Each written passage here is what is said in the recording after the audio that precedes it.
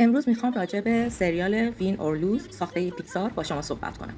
اگه 10 سال پیش میگفتن که پیکسار قراره یه سریال بسازه، خیلی موافق نبودم. چون سریال با فیلم فرق داره و شیوه روایت داستان متفاوته. اما این یکی از بهترین تصمیم‌های پیکسار بود. برخلاف سریال مانسترز ات ورک که دنبال چند شخصیت خاص و داستان‌های فرعیه، توی وین اور لوز هر قسمت داستان جداگانه‌ای داره که همه حول یک تیم سافتبال میچرخه. همه قسمت‌ها با هم قفل میشن و یک رویداد رو از دیدگاه‌های مختلف تعریف میکنن. این سبک روایت برای پیکسار خیلی عالی جواب داده. هر قسمت حس خاص خودشو داره. حتی وقتی فکر میکردم که یه قسمت ممکنه جذاب نباشه یا کمتر جذاب باشه، آخرش سورپرایز شدم و دیدم خیلی به داستان کلی مربوطه و مهمه. و این داستان‌ها واقعا احساسی و تاثیرگذار هستن. با اینکه موضوعش بچه‌هاست اما عمیق و جذاب روایت میشه که برای بزرگسالان هم جذابه. بعضی قسمت‌ها واقعا من رو تحت تاثیر قرار دادن. یکی از چیزهای جالب سبک‌های مختلف انیمیشن توی هر قسمته. مثلا توی یکی از قسمت‌ها انیمیشن دو بعدی به کار رفته که خیلی جذابه. این تفاوت‌ها فقط برای تنوع نیست، بلکه به روایت داستان کمک میکنه.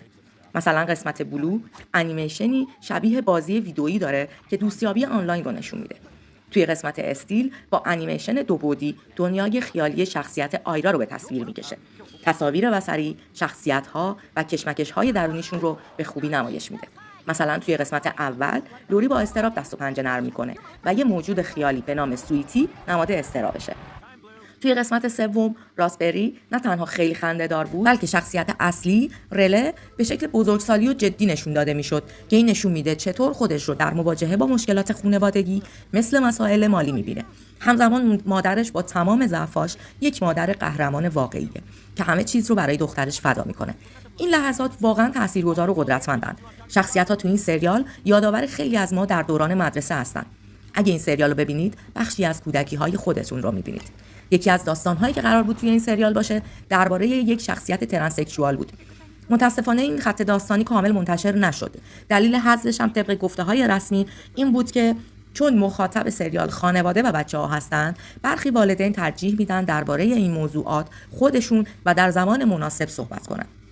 با همه اینها وین اور لوز مجموعه‌ای از داستان‌های جداست که هر کدوم موضوع خاص خودشونو دارن و خیلی هوشمندانه ساخته شدن. انیمیشن‌ها و طراحی‌ها متنوع و خلاقانه هستن و موسیقی متن کاملا فضای مدرن و امروزی رو منتقل میکنه. شخصیت‌ها هر کدوم خاص و به یاد موندنی هستن، حتی اگه بعضی کلیشه‌ای باشن که تو داستان بچه‌ها طبیعیه. تنها نکته‌ای که حس کردم میشد بهتر باشه پایان بندی سریاله. قسمت آخر میتونست قوی‌تر و منسجم‌تر باشه، مخصوصا وقتی همه داستان‌ها به یک رویداد بزرگ مثل بازی قهرمانی ختم میشن. با این حال خیلی خوب شخصیت‌ها رو جمع‌بندی کرد و برگشت به شخصیت لوری خیلی جذاب بود. در کل این سریال یکی از بهترین پروژه‌های پیکساره، نه فقط به خاطر داستان‌های عالی و انیمیشن‌های چشم نوازش، بلکه چون یکی از خاص‌ترین و متفاوت‌ترین کارهای پیکسار تا سال‌های اخیر محسوب میشه.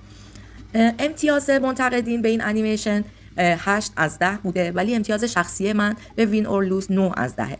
با وجود نقدها و بحث‌ها، این سریال واقعا اثر قوی و اصیلیه که درباره موضوعاتی مثل فشار جمعی، اضطراب و ناامنی‌های درونی حرف میزنه.